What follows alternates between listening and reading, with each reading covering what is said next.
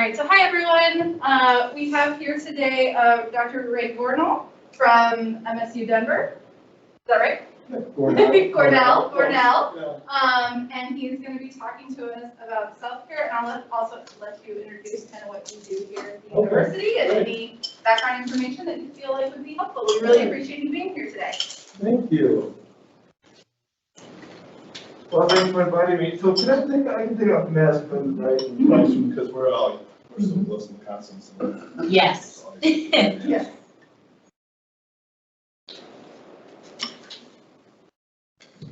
Yeah, well, hello to everyone, present, virtual people. These are real people waiting. Virtually. So, I'm Ray Gornall, I'm a staff psychologist over at the Counseling Center at Metro. I've been here almost 10 years. If you don't know about the Counseling Center, it's a great resource that Metro has for resources. I brought some brochures to the Counseling Center. And we're located in the Tivoli, room 651, and we provide free confidential counseling services to any MSU Denver student, have to be currently enrolled. And then we offer groups and workshops every semester. The best place to check for those would be on our website right now, where current groups and workshops and changes. Our new website, I don't know if you all went through the new website. Oh, yeah. Yeah. We have a whole meeting about that, right? Yeah. And if you have any questions, feel free to go to our website, or you can just call the Counseling Center, use that or drop in and you guys answer any questions. Yeah.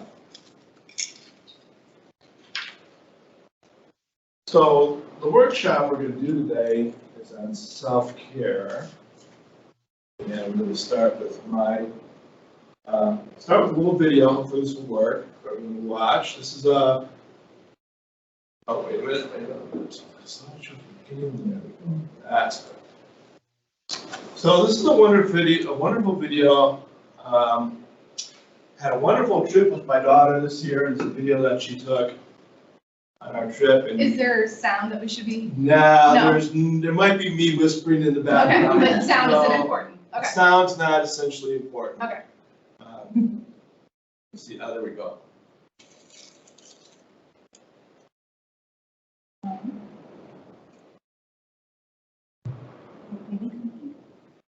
You can see the little donkey, the little burro.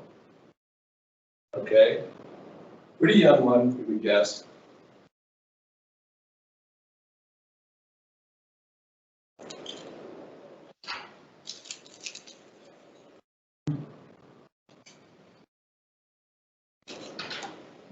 So just a brief video, but okay, I'm really into watching animals in the wild, dogs and all that. And I just love this video for a lot of different reasons. But some of the things it illustrates would be one, in terms of self-care and relaxation, how important it is to have a support network. You can see with this one, you can see obvious attachment behaviors. Little burro goes out a little bit, comes back to mom, nuzzles mom, very happy burro too, goes out again, comes back, touches mom. So that support, or that attachment to people that are important in our lives is really an important part of self-care. The other thing is, little burro is obviously enjoying the moment, very present in the here and now.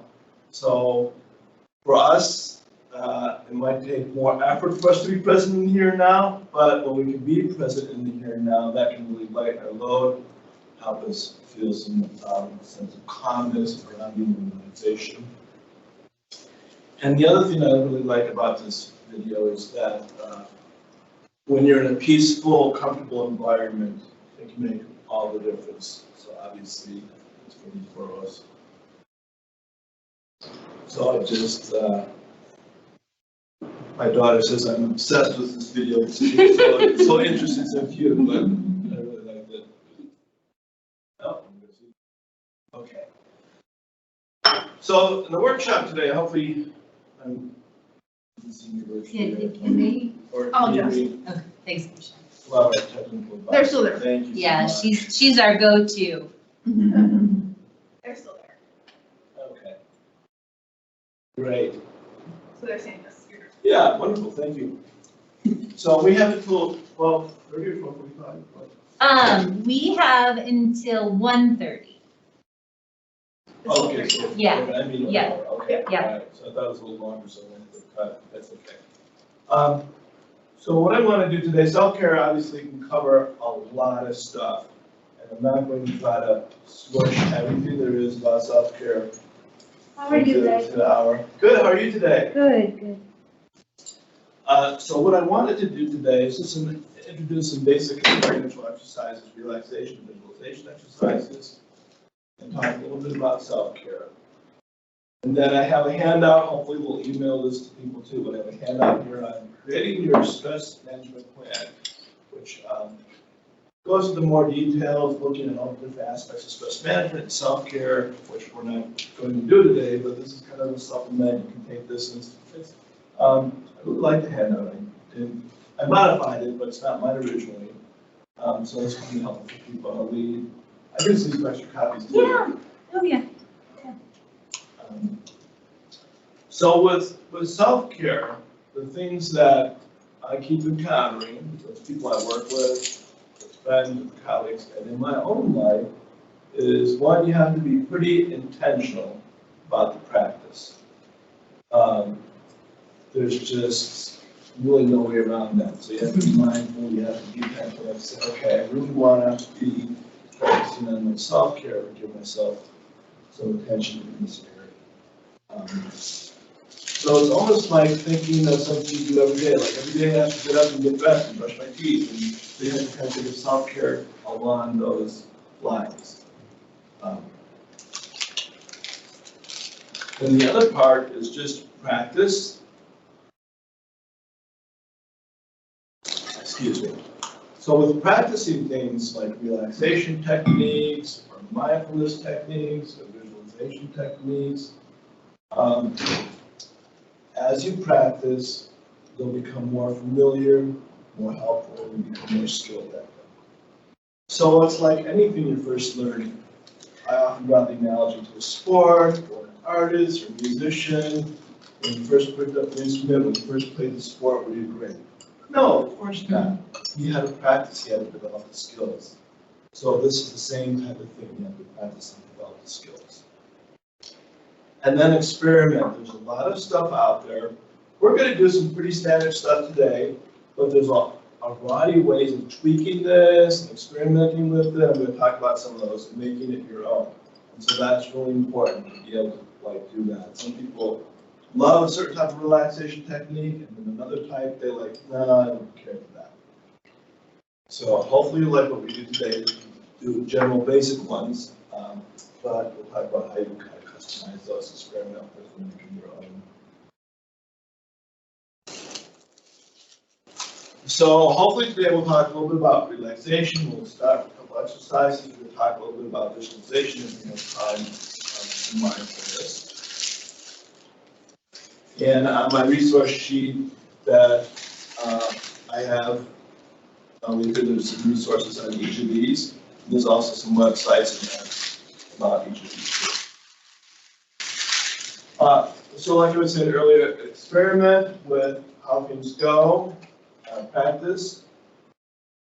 And if you feel any kind of distress during any of these exercises, you can just simply stop doing it. Just stop and stop following me, and that will be fine. So the reason I say the distress piece is because obviously I don't know your personal history. We're not going to share all that or go into that. That's not what this is about. But your personal history can influence how you respond to things. We all know that. So a real clear-cut example, like someone with a trauma background or something bad happened to them at some point, when they're doing visualization or relaxation, sometimes that can bring up distressing memories instead of helping them feel calm. And so that would happen to any of you, just stop. Just stop, exercise, open your eyes, and do whatever you need to do to make yourself feel safe and okay. So one clear example of that would be like, a lot of times when people lead a visualization exercise for a whole class, the person or a group, they'll just pick it. They'll just pick like oh, we're gonna visualize being on the beach. Well, the one person in the room who doesn't like the beach or almost drowned, they're not gonna feel very calm during the visualization. They're gonna feel panicky, really. So that's an example.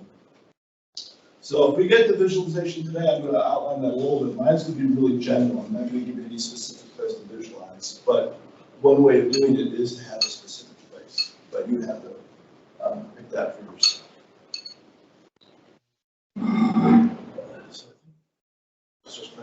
So the first thing we'll do is a basic relaxation exercise. So I don't know if you're familiar with relaxation exercises. A lot of people are, but it's a pretty standard technique to use for dealing with stress and anxiety and all different types of things. And so I'm going to walk you through a basic one. And how I'm going to just basically talk about the difference between relaxation and mindfulness and visualization exercise more briefly. So the way I like to explain it, and there's a lot of different ways of looking at this and explaining it. The way I like to explain it is a relaxation exercise, the main goal is to physically relax your body. So you're going to learn how to relax your entire body and feel grounded. That's the main goal. Also, as you practice relaxation, one thing that naturally happens too is that you continue to develop a body awareness of where your stress is and where you're tense. So it's not uncommon when I do this one-on-one for people to say, oh, I didn't realize how tense I was in my shoulders, or oh my goodness, I didn't realize how I was holding so much because now I feel so relaxed. So physically relax your body and increase the awareness just a little bit where your attention relax. So that's kind of relaxation. Mindfulness practices, and there's a whole bunch, and mindfulness meditation, there's a whole variety of ways of doing those things too. And this is an oversimplification, but for many times the main goal of mindfulness practice has to do more with your attention and your focus. Relaxation is really a secondary benefit and not even necessary. So a mindfulness practice, a lot of people explain it like, okay, I'm working on training my attention, training my focus.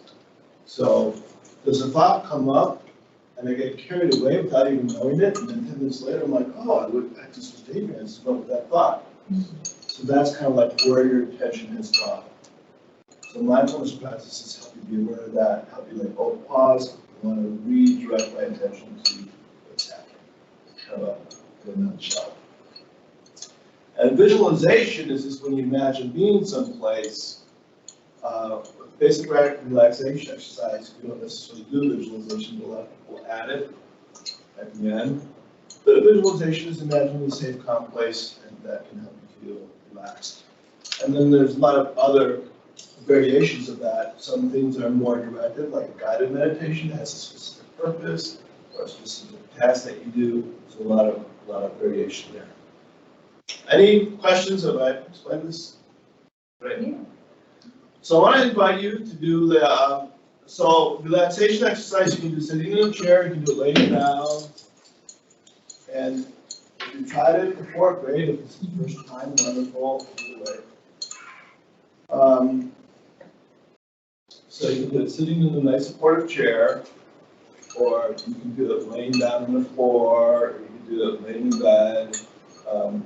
So you can kind of experiment.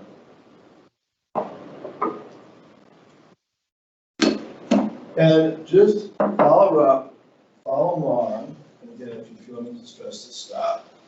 And after we walk through this first time, you can do this yourself, just like I was walking you through it. It's pretty simple. I want you to go ahead, and if you feel comfortable, you may allow your eyes to close. If not, you can let your eyes at a spot in front of you. And I might make more commentary because we're going through this the first time. You don't have to do all this commentary when you do it on your own. So with many exercises, mindfulness, visualization, or relaxation, there's often an invitation to start with the breath, focusing in on your breath. So just notice your breath. And I'll put a caveat in here. There's a few people where focusing on breath is not helpful. Not many, but a few people. And if that's the case with anyone here, you can just focus on like your feet at this point. So we'll start just by focusing on your breath. And your breath doesn't necessarily have to change. Perhaps you've noticed a change, perhaps not. That's fine. And just allow yourself to breathe. And begin to allow yourself to feel some comfort where you're sitting.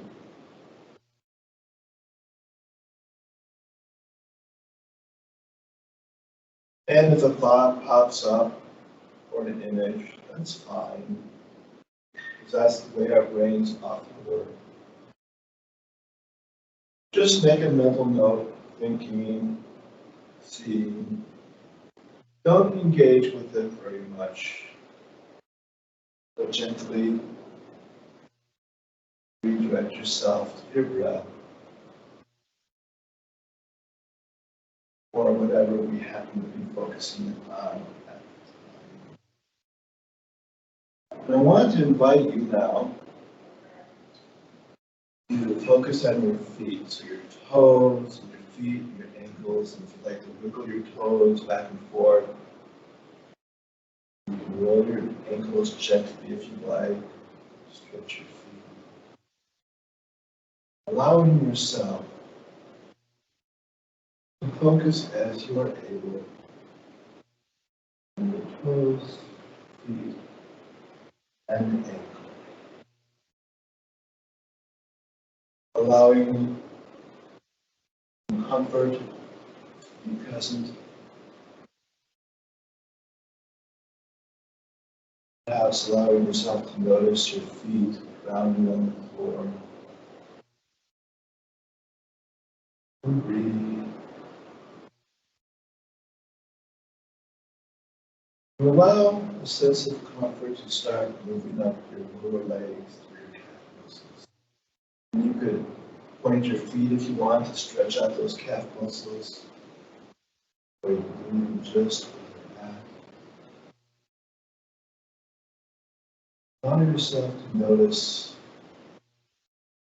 the amount of comfort that is just right for you.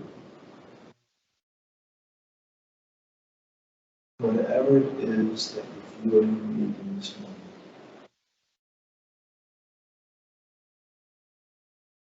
Breathe out. And then allow a sense of relaxation to move up through your knee joints. And then up, a sense of calmness through your upper legs, your hamstrings, thigh muscles.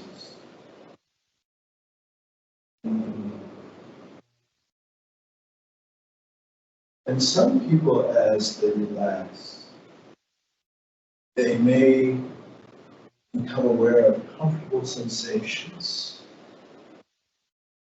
such as a comfortable heaviness, like you're sinking down into a nice big pillow that's comfortable, and that supports you, and holds you. And other people sometimes feel more a sense of lightness, as if floating in a very comfortable way. And so, whatever you notice that helps you to feel more grounded and relaxed, allow yourself to notice that in a way that's most helpful for you. As a sense of relaxation moves up through your hip muscles, your lower back, lower stomach. Breathe. That's it. Imagining the sensation now moving up through your upper back, middle back, upper back, chest, torso.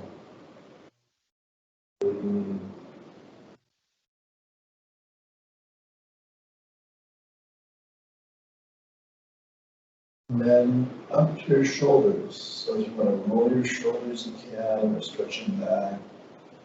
Whatever you find helpful. The upper back and shoulders is a very common place to hold tension, anxiety, and stress. So just allowing those relax, happy and comfortable,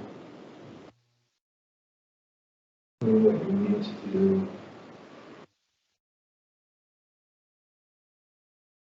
And imagine now a sense of relaxation going down your upper arms, your elbows, forearms, wrists, hands, and fingers. And you can gently roll your wrist if you like, wiggle your fingers. Sometimes if you gently wiggle your fingers, they feel so light, so relaxed. And breathe, allowing yourself to feel what it feels like to feel relaxed. Now your jaw area is, we often clench our jaws, hold a lot of tightness there, so allow that jaw to relax, as well as around your eyes, your forehead, smoothing the whole face, just let it be smooth, let it relax, all the way to the top of your head, in a sense of relaxation, essence. Many people will notice as they relax their face that their mouth is just slightly open, a little bit. Sometimes your tongue will kind of rest towards the top of your mouth. So you kind of feel that sense of relaxation. So breathe.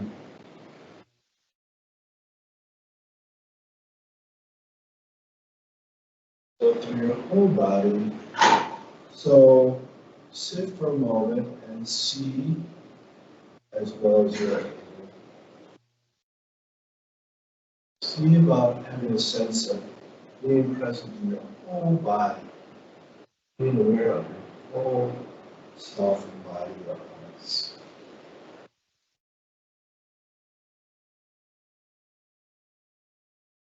Now at this point, many people will introduce something that's often called a body scan, and that would be just noticing if any tension has creeped in anywhere. Perhaps your jaws tighten up a little bit, perhaps you're frowning, perhaps your foot is tense. Allow yourself to go back to notice any spots of tension. Take a breath, let it go, release the tension. And you can do that as many times as you like, often as you want. Just being kind to yourself, allowing yourself to relax. And as we sit here just for a moment, feeling relaxed, again, you can go back and notice the tension and release.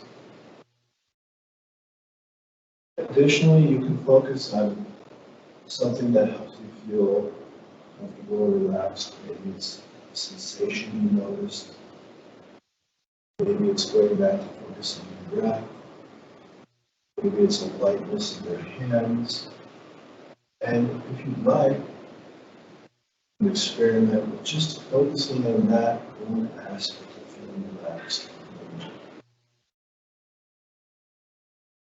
So we'll do that for about a minute. Just let yourself feel relaxed.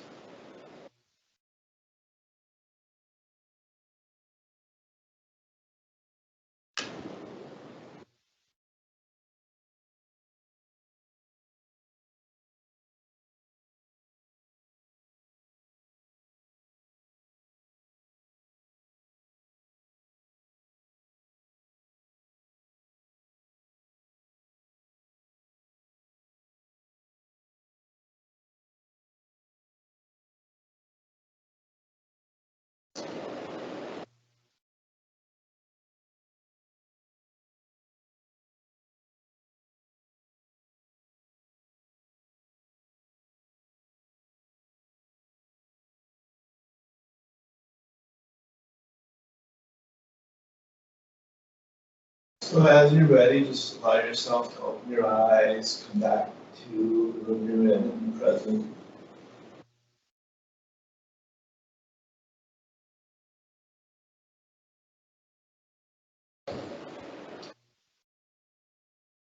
Okay, so that was a basic kind of relaxation exercise. I'll talk a little bit about it.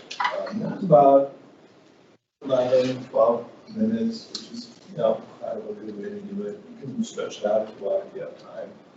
But any questions or comments? And yes? Is it okay to fall asleep when you're doing this? Sure.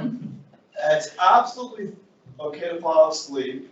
At that point, you're not practicing relaxation, Right. you're sleeping. Yeah. But that is fine, yes. And there's ways of adapting this to help you go to sleep too. You would tweak the ending a little bit, but yeah, absolutely, because that's what you probably need at the moment. Yeah. But yeah, go right ahead. Any questions or?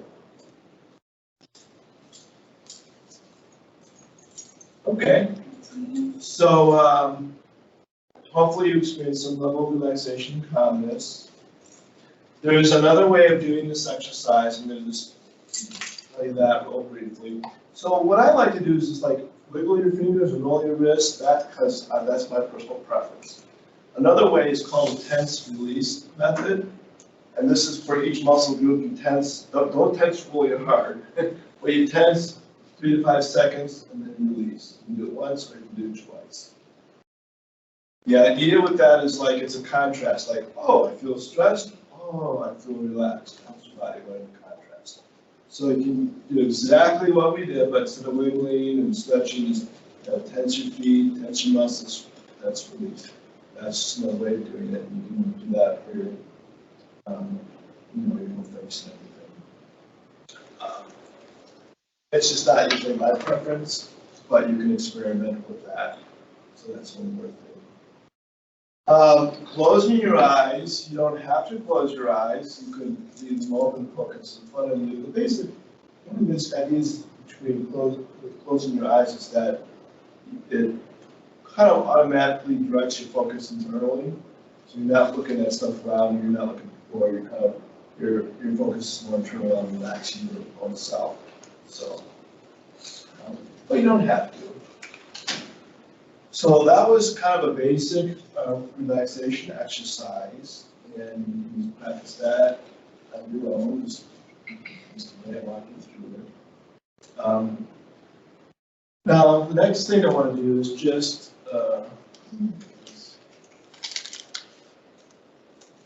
kind of do a shorter version. So what you can do is you can pair your relaxed state with a cue. So, cues tell us like, oh, it's time to do something. So this takes some practice, but when you do this 10-minute relaxation exercise, you can pick out a cue for yourself that gives you the signal like, oh, it's time to relax. A cue can be anything that you find really helpful. You can experiment with that. For myself, one of my cases is simply thinking about closing my eyes. So you can do that for 30 seconds, a minute, 2 minutes, 5 minutes, but you can do this for a much shorter time. And as you become skilled with it, you can, well, in my experience, you can come pretty relaxed in like 30 seconds or a minute. At least for me, that's the case. Not other people do. So this can be helpful like right before an exam, or if you have just a couple of minutes walking through classes or doing something, you can just, okay, I'm going to sit, I'm going to take my breath, take a cue. So we're going to do what we just did, but a briefer moment. So if you have a cue in mind, pick it out. If you don't, that's okay too, because I'll kind of do one. So let's see. All right, so I'll try to time this good. I'm going to close my eyes too and do stuff. So again, just get a nice relaxed spot. Okay, now just take a breath. Let out. Allow yourself to feel relaxed. Bring to mind how you felt just 3 minutes ago. Bring that to mind. That can be your cue. Allow yourself now to have that same feeling. Allow yourself to focus on one thing or two that you find most helpful in feeling calm and grounded.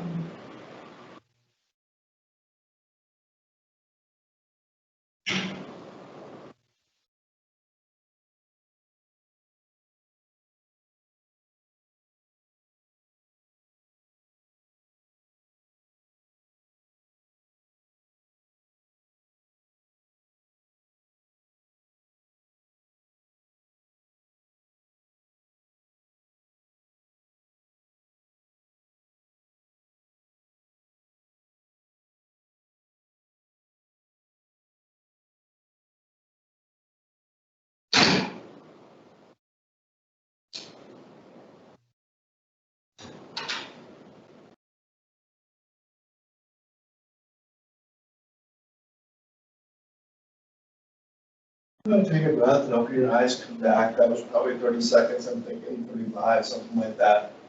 So hopefully, did you experience at least some relaxation doing it that way? Okay. So as you practice that, you continue to work with that. You'll find that for some people it can become really relaxed. Don't do that driving. Close your eyes. I mean, you can. If you're driving and you feel tense in traffic, don't play, but focus is on what I focus on is like letting my hands clutching the steering wheel like this. Why am I so tense? Oh yeah, just so you can do something like that. You have to be careful.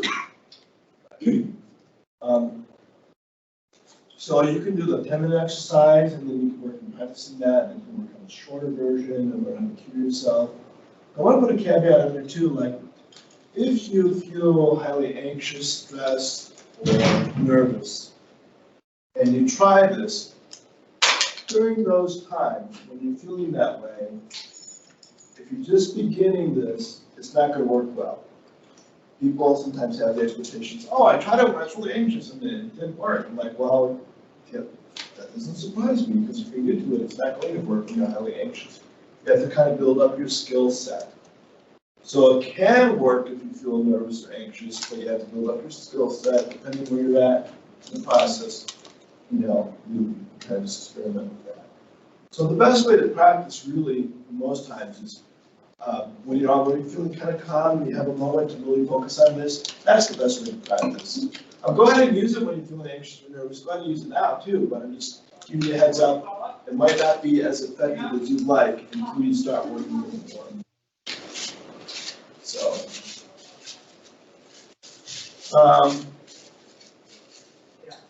any questions so far? What a wonderful audience and group. Is that my question or? Okay. You're all highly intelligent, or I'm really explaining this well, or maybe it's a combination of both. I don't know. But it's pretty easy to I think we're too relaxed to ask anything. You're too, yeah. Well, sometimes you just like, you get it and you're just like, oh, I just want to go back to sleep or something. That's exactly how I feel, Yeah. So we can, I gave you the caveat about practicing, because okay, so we'll do that. So we can do a quick visual, we'll try a quick visualization. So, so a lot of times you can do like the 10-minute relaxation thing, and then at the end of that, you go into, okay, now I'm going to visualize this spot. So you can kind of do one and then go to the next. Or you can just start right with the visualization. You can do it that way. And there's probably other ways of modifying this. So because of time, we're going to just go right to visualization, and I can do the whole 10-minute relaxation. So with visualizing, I will be very general in my descriptions, because I want you to pick out a place that fits you. So I'm not going to give you a place like the beach or the woods or the mountain path. So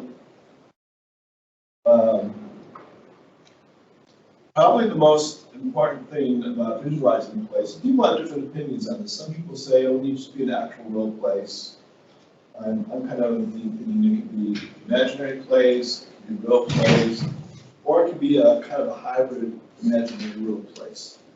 So my example of that would be, maybe you've been in a walk through the woods and you see a lovely cabin, but you've never been in a cabin, but you've seen it, and you wonder like, wow, what it would be like to be living in that cabin?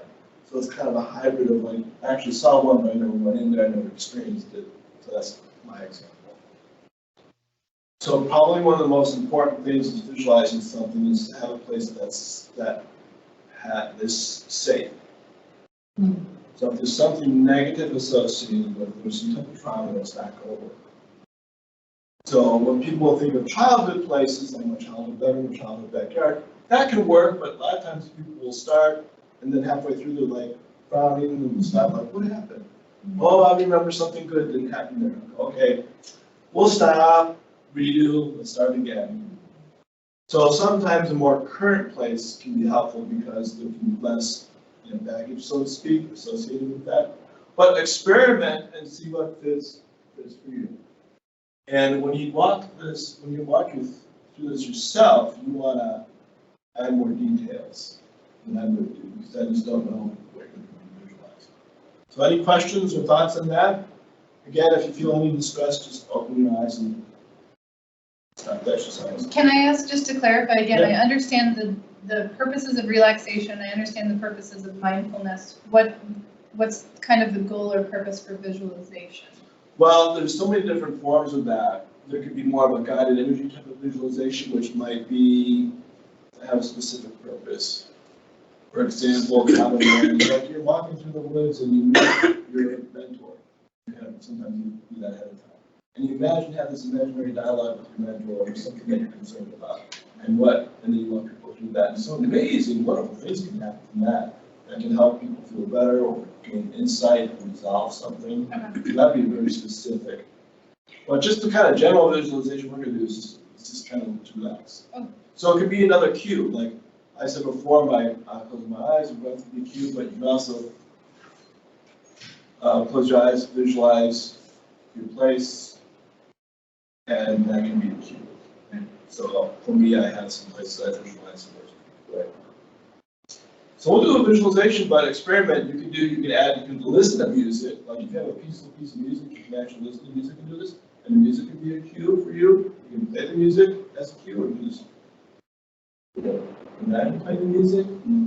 Or for some people, aromas can be very strong. So if you have a favorite aroma that helps you to calm, feel relaxed, you can imagine smelling that, or you can actually carry it with you. A lot of people seem to like lilac and lavender, mints, so all those types of things. So just experiment with all that and see. But we'll do some kind of visualization. So again, you want to get in a kind of nice relaxed spot.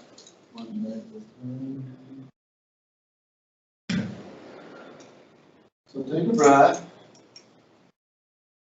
Allow yourself to feel connected, grounded. Breathe.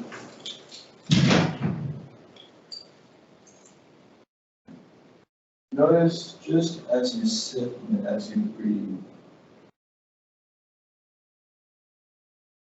that sense of calmness and relaxation can make itself present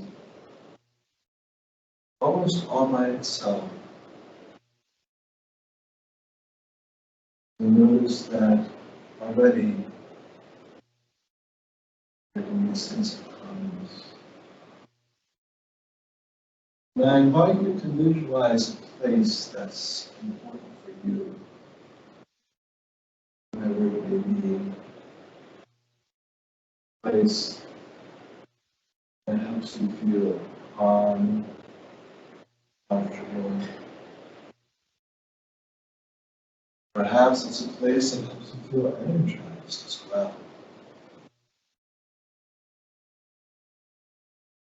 I'm not sure what that place is. But there's part of you that knows exactly what place to allow yourself to find that place. Invite yourself to be present.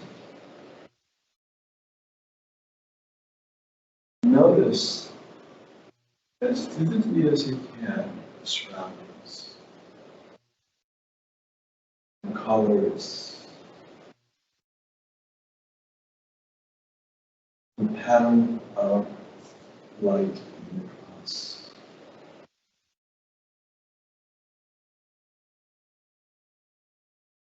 Perhaps there's ambient sounds in the background that help draw you in and perhaps feel more grounded and relaxed.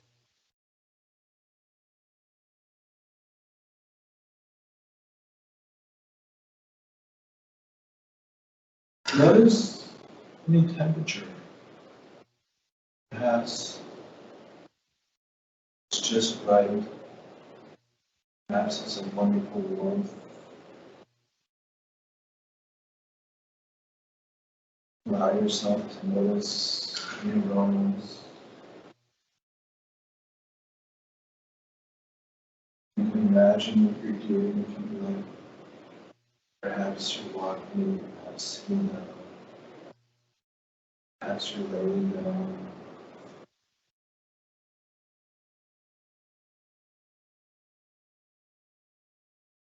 Allow yourself to be as present as you like, in a way that's most helpful and vivid for you.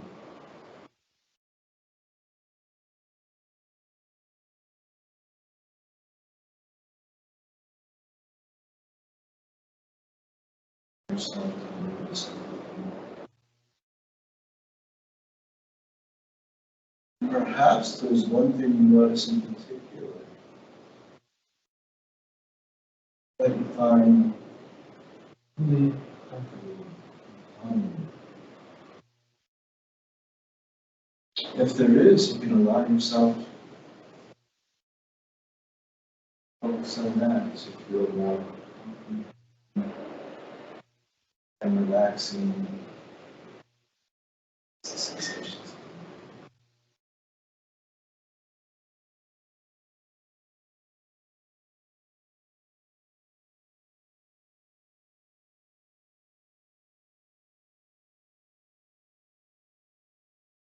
And many people may visualize a place, a state, comfortable. For many people, it helps them to be connected and grounded to something larger than themselves that they find helpful. Perhaps to the ground, to nature, something around them. And if you feel that, that's wonderful if you enjoy that. And if not, that's fine too. So, allowing yourself to see what's helpful for you.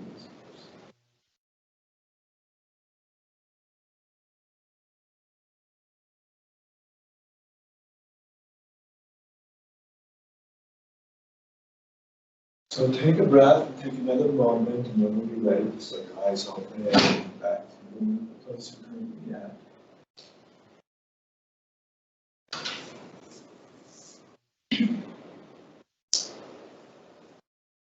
So that was a briefer. I didn't watch the time very closely, but that was a briefer. Any questions or anything you want to share about that experience?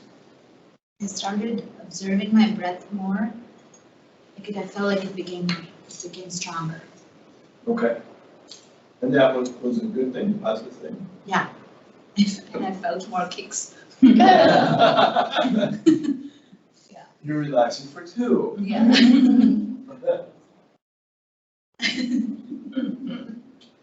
Now, some people love visualization, some people like not, I like a tea, so whatever works for you, you know, this is an experiment, you need to figure what works for you. It's not like what someone told you to do.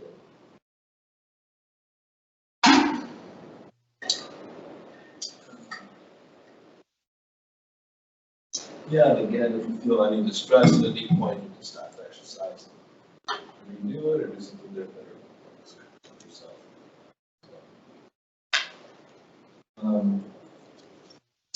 Again, you can use that as a cue, like close your eyes, take a breath, and imagine the place, and 30 seconds, minutes. Bring that up and feel very, very relaxed. And one thing I did do in this visualization, I don't know how well it works, because it works maybe half the time, I don't know. It's like I invited you to focus on anything that might be particularly relaxing for you. So, for example, let's say I was visualizing that I was out in the woods and I was by a stream, and listening to the stream, you know, is very relaxing for me to hear that water over the rocks. Okay, so that's the thing I was focusing on. So then my cue could be, okay, I'm not going to visualize the whole thing. I might just close my eyes and visualize just the water. Just, which I'm actually starting to do. I'm starting to go there. And so that's like taking one part of the visualization that you feel particularly helpful and just using that as a cue to visualize for 30 seconds or 50 minutes. And so that can be another way of doing it. So let me hand out the, before I forget, resources here. Go that quick.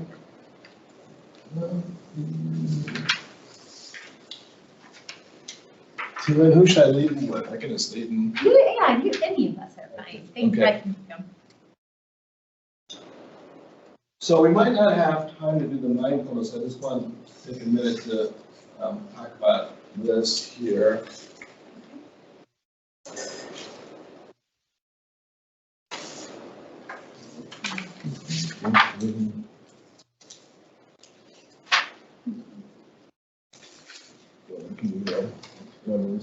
oh, yeah, I can.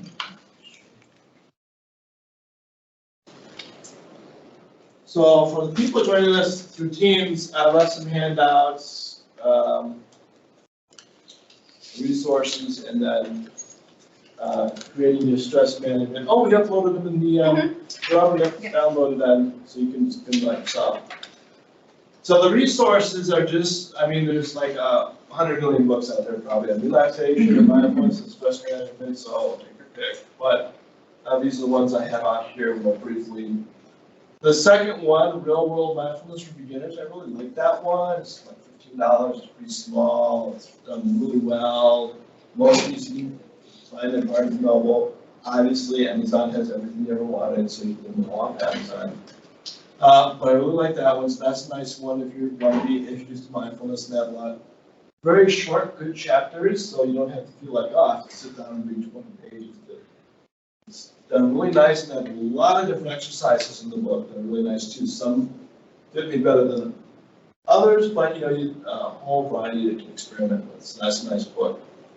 The rest are kind of, you know, the third one by our Kramer is more specific about working with difficult emotions and self-compassion. Kabat-Zinn, if you're familiar at all with mindfulness, you know John Kabat-Zinn, a couple of his basic books. There's a book on stress response that I really like. It's a smaller book. She has some good stuff in there. And then a couple different workbooks. The last book is actually a book. It's specific to work with depression. The one above it is just a general workbook on mindfulness skills, which is really done really well. And then underneath our website, so there are different apps for mindfulness exercise and relaxation. There's Calm, Headspace, Take a Break. I haven't used any of those myself. I hear good things about them. The UCLA Mindful Awareness Research Center, if you Google that, they have free guided meditations that are really nice. You can Google that page and get to there's like 7 or 8 basic meditations on the main page.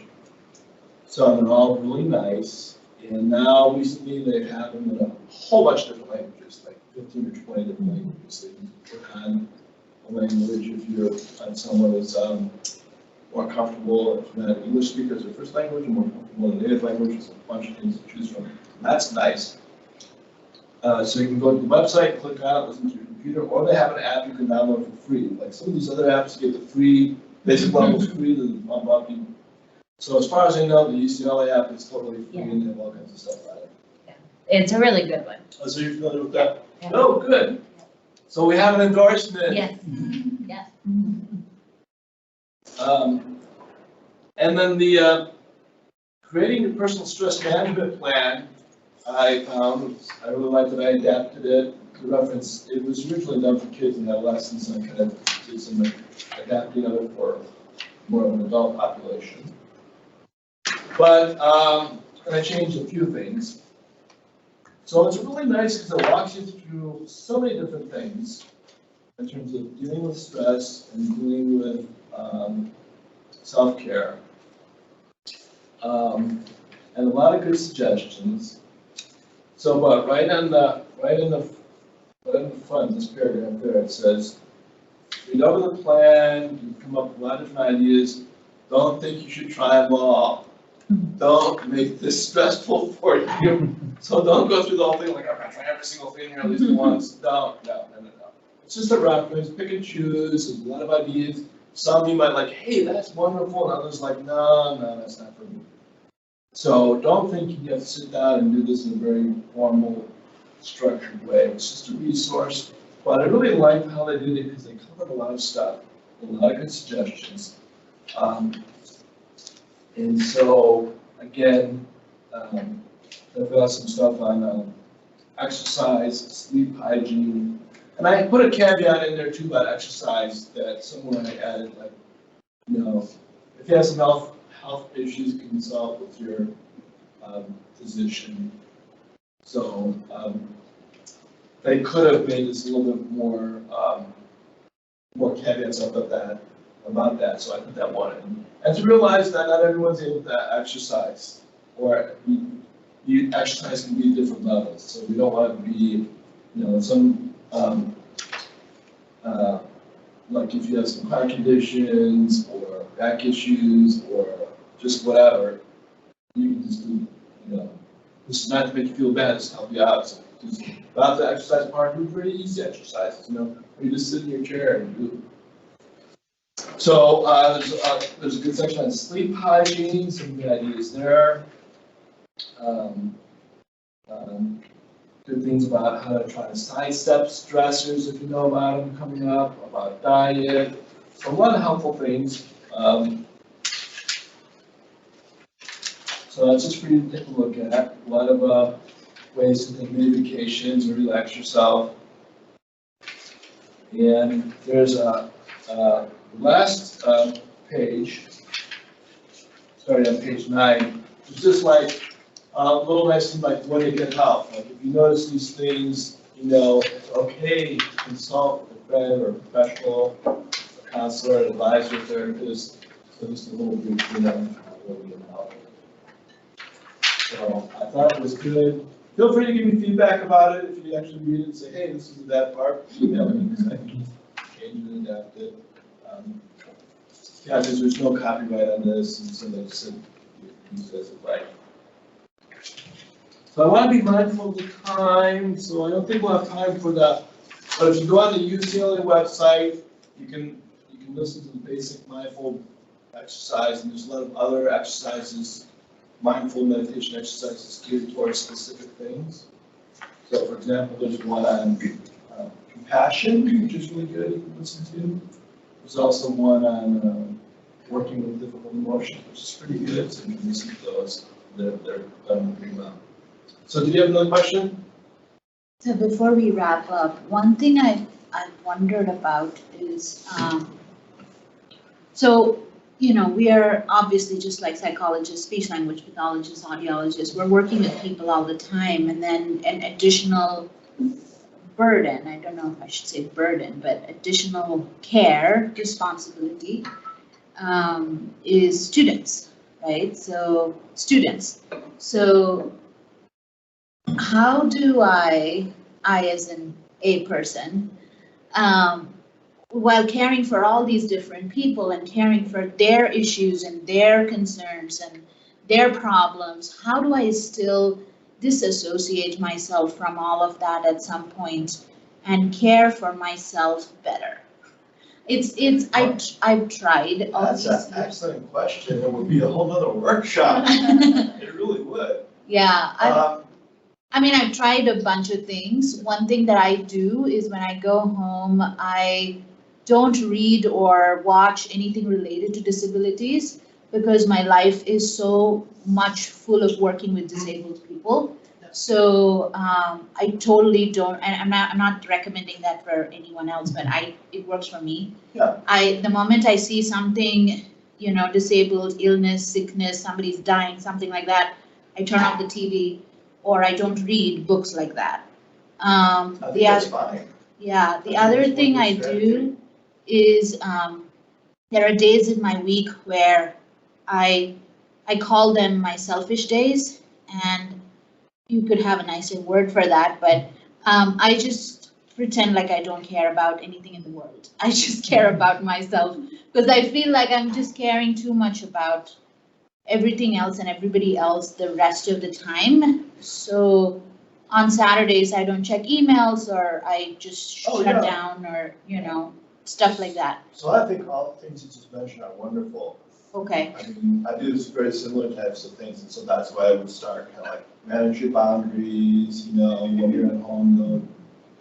I do the same thing. I don't watch TV shows like where they're doing therapy type of thing. Yeah. No, I just do that for 10 hours. I don't need to come home and watch a Yeah, TV show Is that about in that. treatment? Yeah, so I do the same thing, keeping boundaries, keeping time for yourself. Yeah, I would recommend all that. And again, you have to be very intentional, just like I said earlier, intentional practice.